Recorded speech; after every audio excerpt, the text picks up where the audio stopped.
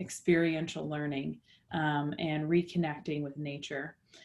And we are really focused on guided or professional wilderness guides. So guided, backpacking, hiking trips. We're certified professional mountain bike instructors, so do a lot of mountain bike camps, clinics, guided rides, skills sessions, and then I also teach yoga. So I do some wellness retreats in there as well. So yoga and meditation and mindfulness, and we do a lot with about 80% of our business is women only, but we do co-ed events as well.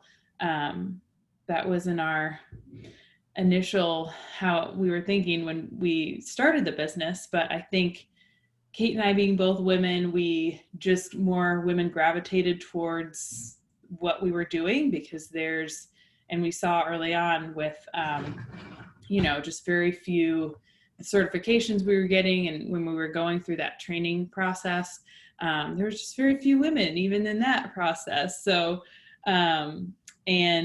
there are very few women as guides or leaders in the outdoors, and more women feel comfortable learning in a space where it's women only. So we do a lot of women only events, but also we do still have and do co-ed events as well.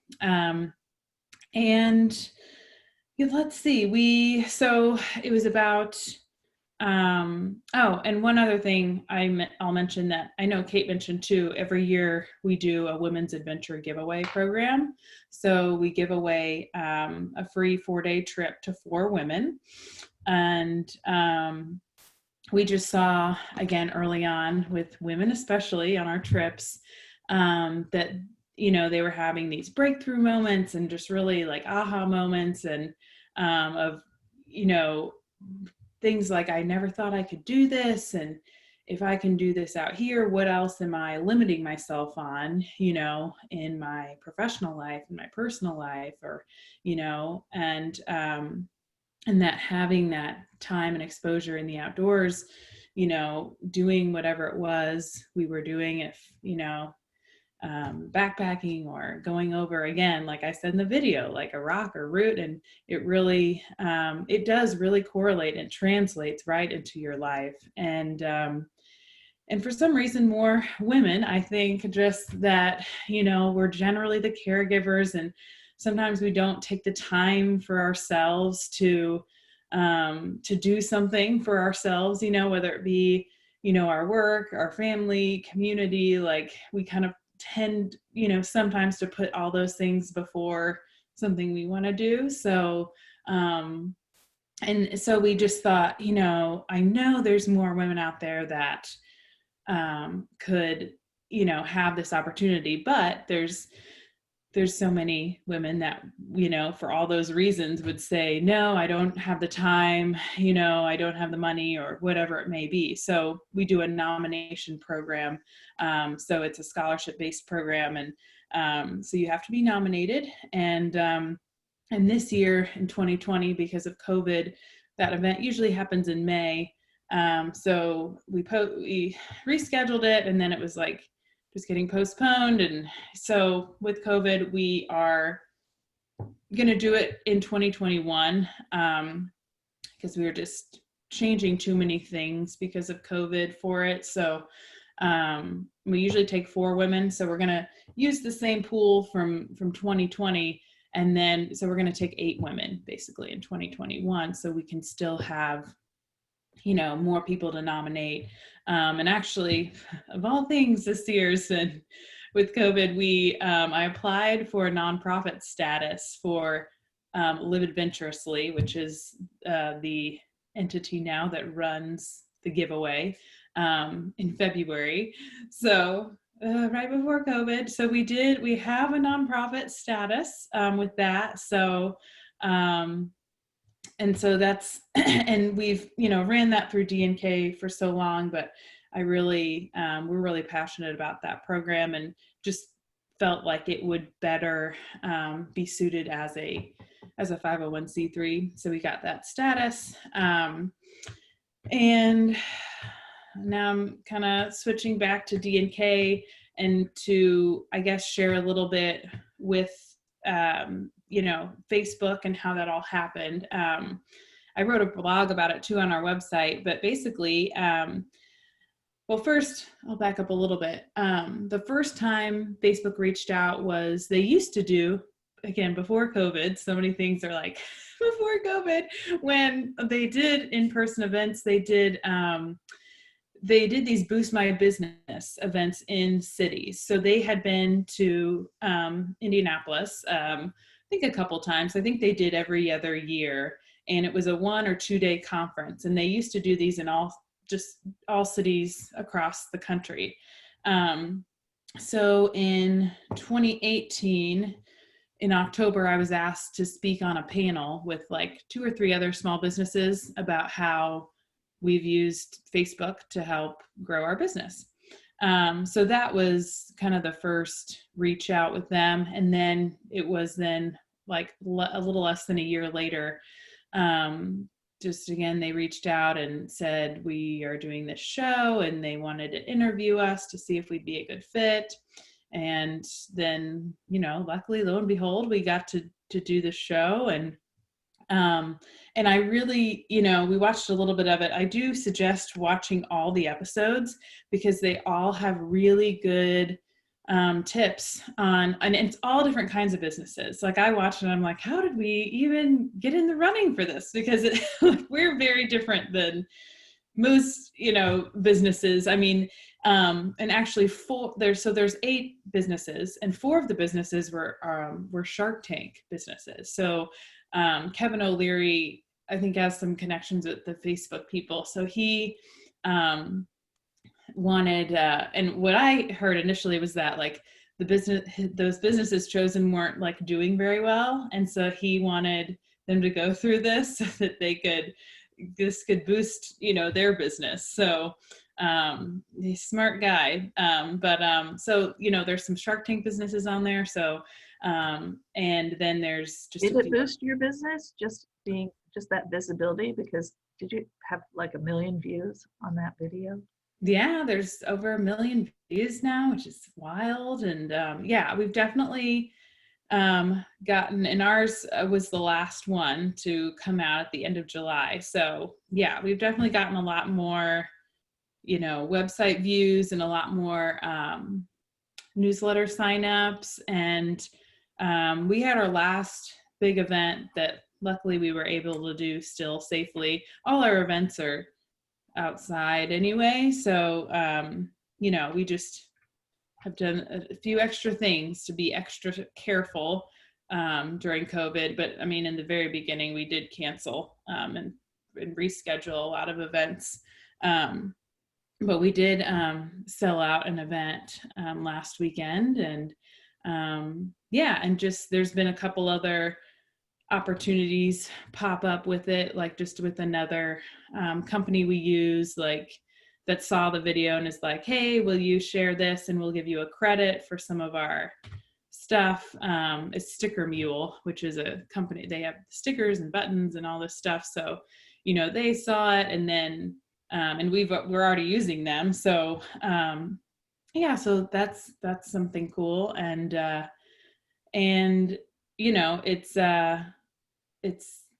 I mean, it's hard to measure, I guess, so far everything, but it's cool that it's out there now. And of course, even that was supposed to be, we filmed it in December, and then we were going to do the follow-up. And then, without COVID, it was going to, like, we were all going to go to New York for a premiere, and it was going to come out in May. But, things change, and I'm just glad it was still able to, come out, and it's out in the world now. And again, I would go back and look at all those videos. They're only about 10 to 12 minutes long. But they all share really good, valuable tips on what you can do to help grow your business on Facebook and Instagram. What are some of the practical takeaways from that session? What did you change based on what you learned? So I would say the thing that I learned the most was probably like all the different apps that are available that you can use to just make your ads look better. So, it's great to have video and it's great to have like just some great images. And luckily now everyone's, mostly has a smartphone that has a really great camera. And you can, take, and that was the thing too. The whole series is about how you can do the whole thing on your phone because they want to make, you aware that it's so user friendly, like, you can just do it on your phone. But I mean, we did everything on our phone. And so some of the apps that I've downloaded that I didn't know about that are really good would be, I should have written these down, but Video Shop, let me look. Video Shop, Spark Post, Mojo Pro. What do those do? What do they do? Video Shop sounds like it's editing. So it helps you edit the video better because, our attention spans are so short that we, need sometimes just like quick cuts. And then also they add the graphics. So the graphics are important to just make, like, I think she said in there, like to make your video or your pictures pop. So, and you can make too, like if you just have photos, you can make like your photos look like a video, like how you put it all together. And I think, those are all free ones. I've used Canva before, is great. I mostly use that on my computer, but you can use it, I'm trying to look at other ones I downloaded, but because I mean, we were one, using Facebook and Instagram ads, but the apps was something that I wasn't fully, aware of, that I was like, oh, that's just, just something to make them look better. So Danielle, you've been marketing the business online. You've been taking the business to different, you don't stay in Indiana, right? You go to Georgia, you go to Arizona. What about your customers? Where are they located? Are they just here nearby, or where do your customers come from? They're mostly in this area. We have people that do, that come from like around this general area, they go out to Arizona, or, North Carolina or Georgia, or when we go different places. And we do, and that was one of the reasons moving down to Brown County, because we wanted to do more in this area. And when we were taking groups out, we were taking them here because there's so much to do. And as far as the outdoors goes, so we do a lot in this area. And one of the other things, kind of segueing into where we are now, as the like expanding, we're opening. So we've always operated from home, or have gone to different locations. But we are opening our first physical location, and that's it's called Brown County Bikes. So we're going to be opening a bicycle shop in downtown Nashville, and that is an expansion of DNK Presents, because we're also going to be offering, the tours and the clinics and the private sessions and all of that, as an add-on through the shop. Does someone have a question? Do you know where my right ring is on? Dad, I think you're not on mute.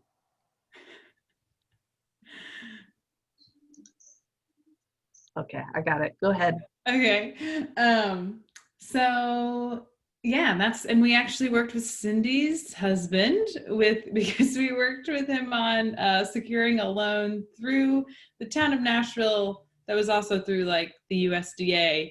And yeah, which was really which was the first time we've bootstrapped everything. So, but we needed additional funding for getting the bikes, and we'll have bikes to rent as well as for sale, and retail and all the accessories and that go along with that. But There's yeah, been this real explosion of outdoor adventure type experiences, right? Like you oh can't yeah. buy a kayak right now, you can't find a bike or a set of weights. Can you talk about that a little bit and how that's impacted you? Oh yeah, it is. Yeah, just we knew of the bike shortage and everything because of COVID, but it's really just all outdoor recreation has like exploded. And even we do backpack trips, and people have been trying to like ask us about. There's a big shortage on just camp stove like fuel for like a jet boil or like a little stove when you're out in the backcountry. And luckily we kind of stock up on that stuff because you can't find that stuff hardly anywhere. And I think really one of the things that has happened with COVID, um, people can't go on the normal events or trips that they were going on, and doing more things closer to home. um, and so with the biking, I mean, that's something you can do, as a family. I also think people were getting out their old bikes from the garage and going into getting them fixed. So it's also caused, I mean, even for us, we're opening a bike shop. We ordered bikes months ago, and some of them won't come in until March. Oh my gosh. So so we're opening in October, but it's yeah, I mean, and we tried to look at all different brands, and I mean, and and I'm just happy we will have some bikes, but we really won't have a full looking but with the bike end of it. But even helmets are hard, gloves, like except like all different things associated with bike or the outdoors is really on shortage. I think just because people are that was one of the things I think through the whole thing that I kept saying our saving grace was that it's luckily like it's getting warmer out in the very beginning, like we're able to get outside, and which is a safer place to be right now. And so I think a lot of people went to the outdoors and are still doing that. And I hope, and I do feel like that it will last. I mean, I hope that that will be something that people continue to do, is to say, well, it is actually healthier in so many ways for me, not only physically, but mentally and emotionally, to be out in nature. So I hope that, because, we know this, it won't be like that forever. There won't be a shortage forever, but I hope that more people, have found something they love to do and will continue to do that. So yeah, but it's still crazy, even for us being now like, licensed or registered, vendor with these big, brands. It's been so difficult to get in all the things. But it's also like it's great because people are buying all that stuff. That's awesome that you're moving into that realm because they're really even with all the biking activity on the trails in Brown County, is there a bike shop currently in Brown County? There's not. So Kate has always wanted to have a bike shop for years and years, and it was crazy because we moved down here 2 years ago. Just tell everybody a little bit about Kate's background. They may not know. So Kate is my wife and also business partner, and she has a longer history of biking in all different areas. I guess when she was young, she did BMX racing and biking, and as she got older and did more, kind of did some then like road cycling and adventure racing. And when I met her, we started to do some mountain bike and adventure races off-road, and then she's been a Trek bicycle women's advocate for the past 4 years. It was a really intense decision for her to so leave the Trek brand. So we won't have Trek in the store, but it just had to be like a business decision. And one of the reasons is which is great, we have Trek so much in this area, like in Columbus and in Bloomington. But in Nashville, and as you said, Cindy, we don't have a bike shop. And so Kate's, she's been really involved with Trek, and so she was a women's advocate, kind of like a brand ambassador for them, and got to go to the headquarters every year and get, did training and all this stuff. But we are really excited, and we researched a lot of brands and, on who we wanted to go with and work with and things like that. So we're going to have two brands. Transition is one brand, and they are out of Bellingham, Washington. And they are strictly mountain bike only. And then Norco is the other brand, and they're out of British Columbia, Canada. And they have a whole range of bikes, from, mountain bike to road bike to gravel bike, to kids bikes. Transition has some kids mountain bikes too, but so they have the full line. So we'll have mountain bike. We're getting in some gravel bikes too for the winter, kids bikes. And so, yeah. It's really exploding, especially in Brown County, isn't it? Yeah. I mean, in Brown County, we have, we have IMBA Epic rated trail system, which means our trails have been rated with the International Mountain Biking Association, which is just basically like puts us on the map, for having really high quality trails. So we had bronze, and we moved to silver recently, which is great. So it just puts us even more on the map of having a great all around trail system from beginner, intermediate to advanced. And we, and I know that economically, in Nashville and, in this whole area has seen a great boost from the mountain bike community. And, we hope that our shop will be part of that, growth for people coming in, because right now, if you're in, Nashville, the closest, place would either be, Columbus or Bloomington, which we love those cities too, but we're like, want them to stay in, and, if they need parts or renting a bike, we'll be, the shop will be that place. I want to ask you a little question about the retreats and the travel and Live Adventurously, now your nonprofit arm, because you've got some video footage of women sort of having these like breakthrough moments.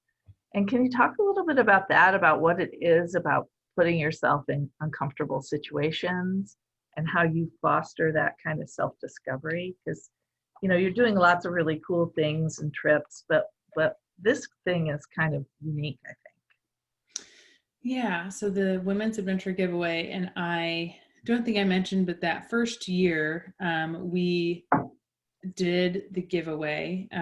It's a 4-day trip. We also produced an award-winning documentary film, and the film's called Live Adventurously. You can now see it all on YouTube, or you can stream it on through a platform called IndieFlix. It's kind of like Netflix, only it's like INDIE, so it's like kind of independent films. But you can watch it for free on YouTube now too.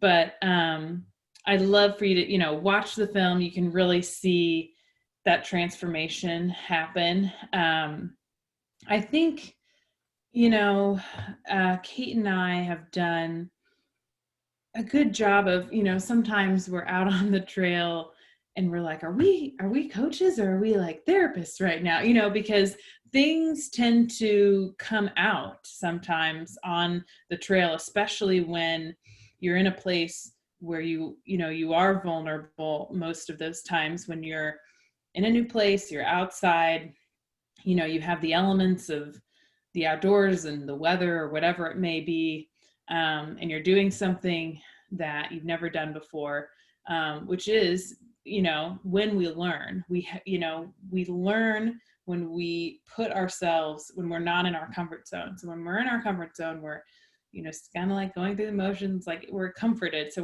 we feel safe. And when we move out of that circle of comfort is when we actually grow and learn, and we can't do that unless we feel a little uncomfortable. And so and there's research now and scientific data that shows this, which is really exciting, that there's more and more studies that show this about the body and the brain and how that all works. And I love reading about that. So when we do that, though, it's it's hard to be in a place where you don't feel that secure. But I think Kate and I do a good job of, and we do a good job training our guides on, if we didn't feel like you could do something, we wouldn't put you in that situation. So if we didn't feel like you could go over this drop or this rock feature, or if we didn't think you could do this 10-mile hike with 40 pounds on your back, going up, 300 feet of elevation, we wouldn't have had you, start this trail, or we wouldn't have had you here doing this. And I think we're good at, assessing that, skill level. But the thing is, so many of us really limit ourselves, and we think just because we've never done something before, or we haven't done it in a very long time, that we can't do it. And that just simply isn't true. So we can only do it when we push ourselves out of that box. And that sometimes is the scary thing. But I think, again, Kate and I have, do a good job of, encouraging and, and sometimes, that's the thing, when you do try it, sometimes you do fall down, or sometimes you, feel like it's raining and it's cold, or, you're hungry and it's like, I just want to get, to the trailhead, or I just want to, get there. And, but those are the times that you have to really dig deep in yourself and find that part of yourself you never had, or you never thought you had before. And that's when, the change occurs. And then that, I feel like, is when all those things that we do together outside is when that begins to correlate and translate into your professional life. And you don't have to be outside your comfort zone like 24/7. Like, that's probably not safe either, but you want to have those opportunities and times. And that's why we say, when was the last time you did something for the first time? Because we tend to just go through the motions, and we don't always, when was the last time you went outside your comfort zone, you did something new and tried something you hadn't done before. And I think putting yourself out there is scary. It's, you're vulnerable. A lot of times too, they don't know other people that are there, and it's kind of the first time, like, meeting people and in a new place. And so there's a lot of different things that are happening internally too for people. And so I mean, it's the best. It's one of the best things that we get to do. And I love seeing that change happen there. And then I love, the follow-up of what these women or people continue to do after, a trip with us. So Awesome. That is awesome. Well, I want to give the folks on the call a chance to ask questions of you. So I'm going to be quiet for a minute and we're going to let people unmute and ask questions. I have a question. It's Don Harvey. And explain your relationship between your bicycle shop and your not-for-profit. So I guess the relationship is that we, Kate and I guess have founded all of those entities now. We'll probably be able to use and be able to, from the bike shop, donate some of the items that we try to get donated for the women, because the women get over $1,000 each worth of free gear. So they usually get helmets and like bike kits. So like, a jersey and shorts and then gloves. And so we'll probably, be able to donate some of that to the winners now. And they usually get bikes to rent for the weekend. So each day they get to do, they do a different kind of adventure. So we usually start out backpacking with them. And then the next day, sometimes we do the mountain bike clinic, and they get to be on amazing, rental bikes, a lot of them for the first time. We usually have a water activity. So we've paddleboarded, kayaked, canoed. 2 years ago, we were in Chattanooga, so we went whitewater rafting. And then the last day is always, total surprise. We've gone rappelling. We've been in a wild cave. Yeah, lots of different things. So we'd like to keep it interesting. But yeah, I would think, the bike shop will be a place, like a meeting point too. If we've done the giveaway in Indiana 3 years, and then in 2019 we ventured out. So we went to Chattanooga, Tennessee. In 2020 we were supposed to be in Georgia, in the Ellijay, Georgia area, but so in 2021 we might be there or somewhere else. We're not sure yet, but we've done some events at Mulberry Gap in Ellijay, which is Cindy knows about, I think. And I'm going tomorrow. I'm going to. Yeah, it's such a beautiful place. They have, just amazing things. So will you be doing fundraising as well? Yeah, so we have a board, and it's been, again, different this year with how we thought it would go, starting a nonprofit because of COVID, but we are figuring it out, and we have a great team of board members that have been great. So yeah, we'll be really fundraising to help. Well, last question, did you have help in forming your not-for-profit, or did you do it all by yourself? So I did it. I filled out that, I think it's in the 1026?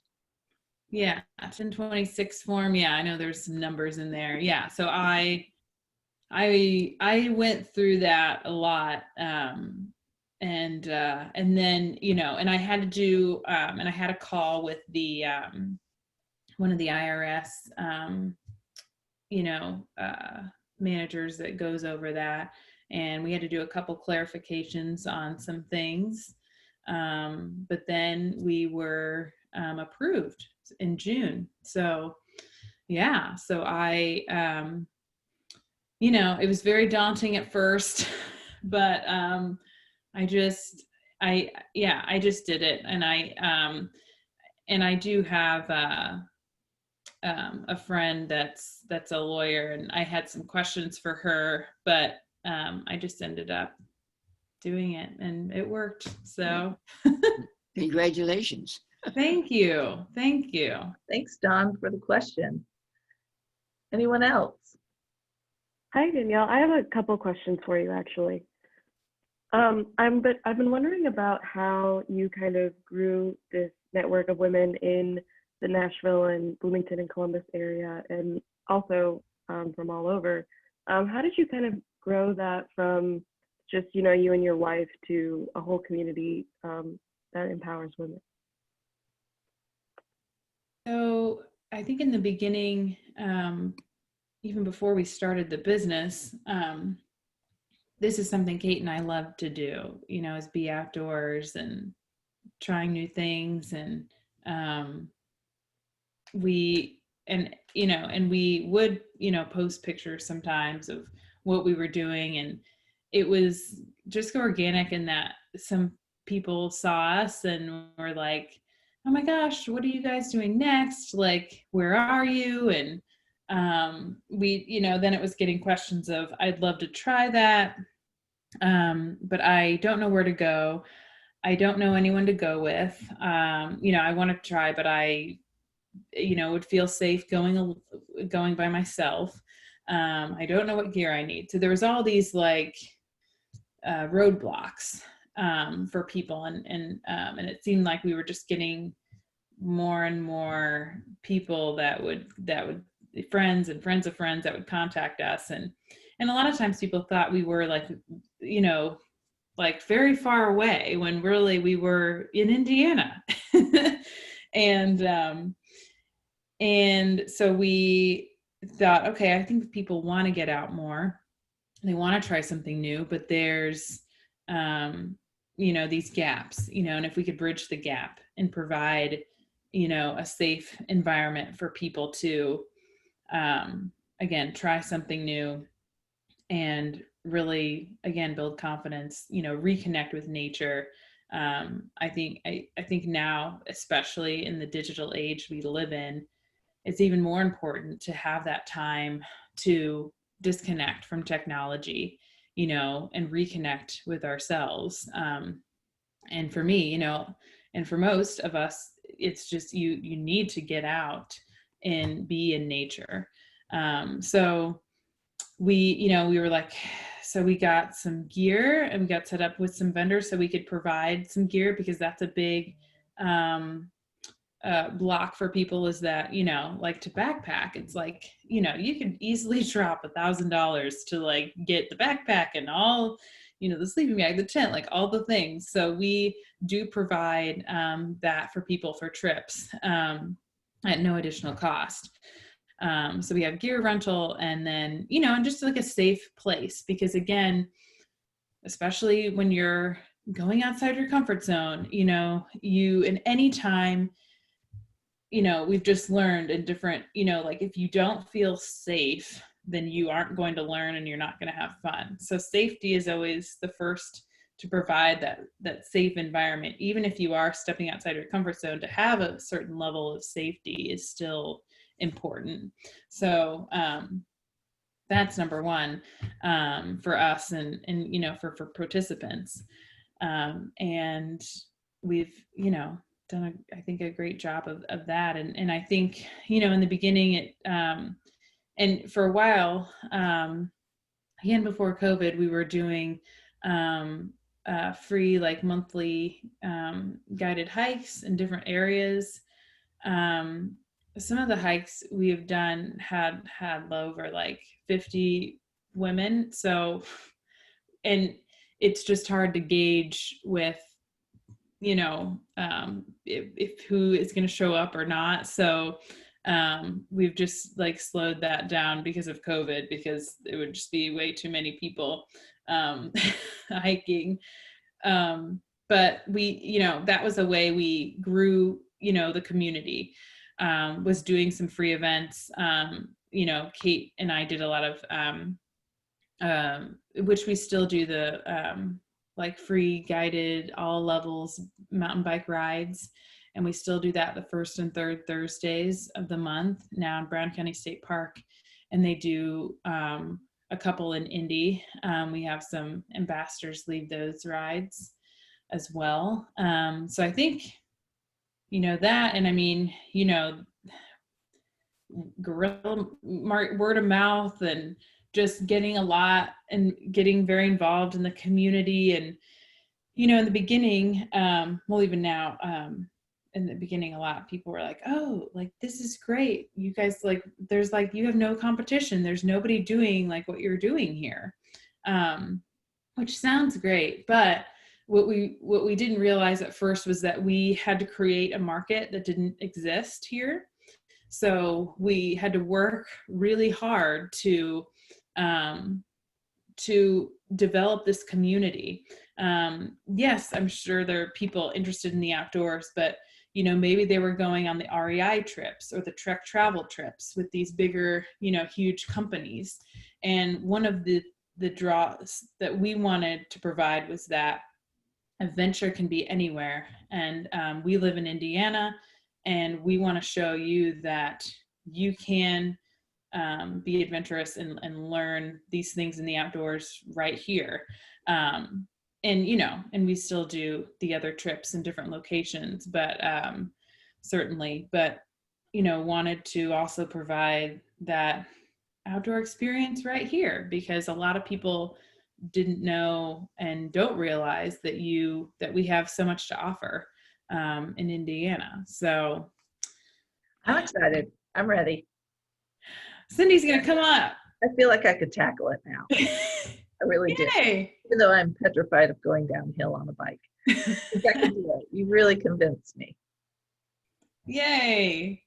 Danielle, I have one more quick question, quick question. just because I have to ask. What was it like meeting Tan France? I'm a huge Square fan, so I had to ask. I know. He's a dream. He is, he's great. He's very down to earth and very funny. And, one of the reasons they picked him, I don't know, because right after I found out he was the host, I got his book and I read his book. It's called Naturally Tan. And he had 3 fashion businesses. And, one wasn't successful. The other 2 were successful, and he sold them right before even the Netflix thing even started.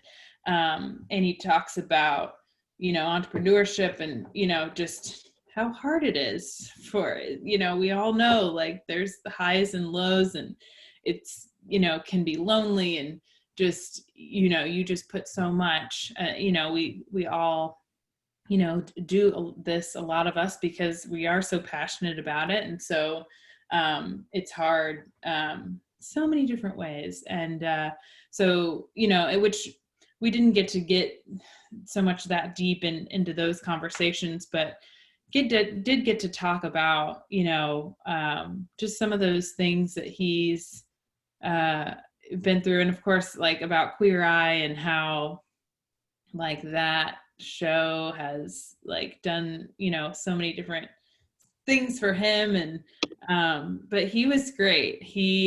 We weren't sure if he was gonna, like, ride the bike, especially in the snow in the winter. But he did. And so he was like a true sport about it, because he lives in Salt Lake City, and we were like, well, you're used to the snow. And he was like, well, when it snows, we leave. But he's it's funny. He's pretty outdoorsy, though. He said they live on one of the mountains out in Salt Lake City. And but yeah, he was awesome. And obviously, we were fans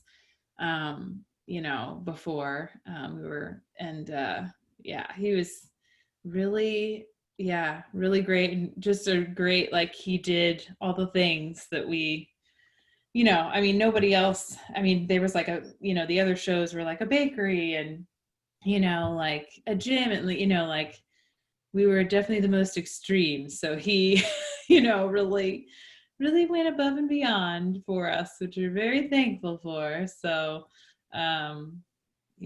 he was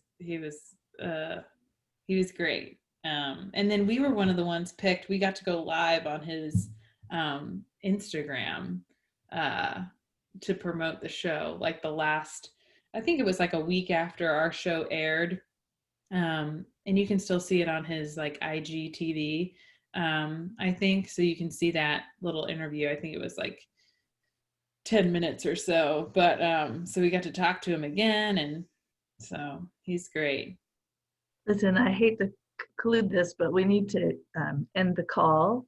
And I've recorded this, so we'll put this up on our YouTube page for the chamber if you want to go back and refer to it.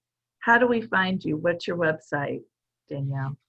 So DNKpresents.com, and you can always reach out to me, Danielle, DANIELLE at DNKpresents.com. Yeah, is the main website there. And, you know, we'll have the Brown County Bikes website up soon. It's still being worked on. Sounds like we can get on your newsletter list. Yeah. If you go to the website, there should be a pop-up after like 5 seconds or 10 seconds or so that if you want to sign up for the newsletter, yeah, that should pop up. If not, you can just email me and I'll add you. So, yeah. Well, best of luck to you with the bike shop, and thank you for coming on with us today. And perhaps a year from now, we'll do it again so we can hear how you progress. Thanks so much for having us. Yeah, good to see you. Thanks. Thanks, You Danielle. too. Bye-bye. Bye. Bye, all. See you next week.